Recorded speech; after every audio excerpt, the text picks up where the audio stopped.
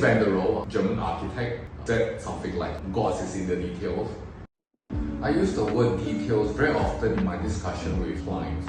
Even though I use it very frequently, but there are very few people who ask me, Vincent, what details are. Because I feel that for many people, detail isn't such a strange word and they would have their own interpretation. Details to designers and architects really mean how things come together. In the past, for some of the design, for example, Art Deco, Roman Renaissance, in those days, the building materials are probably in smaller pieces.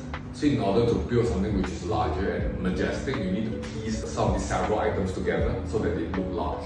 In addition to that, you have different ornaments and patterns that show the design intent, the kind of culture that the designer or the architect in those days want to bring out, want to show. In today's context, many of these materials, they are fabricated, so it can be natural and man-made, artificial, whichever. But first of all, they all can be produced in such a way that in larger format. So there's really no need to piece them together already. So they exist in larger format and it gets larger and larger. If you look at Apple, each pane of glass is 3 meters tall, 4 meters tall. A piece of stone, you can somehow carve it and then fabricate it in such a way that it forms the stairs and with minimal number of pieces that come together. In today's context, really, what is interesting then, it becomes how these materials are being assembled. Because when a piece of panel interfaces or touches another surface or another material, that's where the magic happens. Two things happen here. First of all, it becomes human scale because you're able to see the joints between them. And this is something which is interesting because for human, for us, when we look at things, of course we look at the entire building and interior and it can look grand and spacious and all that.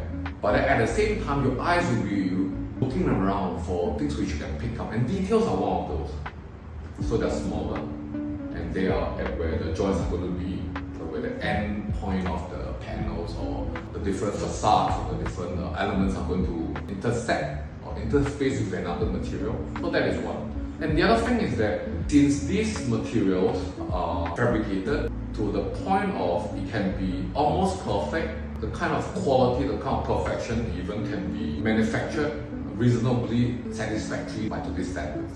So really what remains is about how the things are being put together.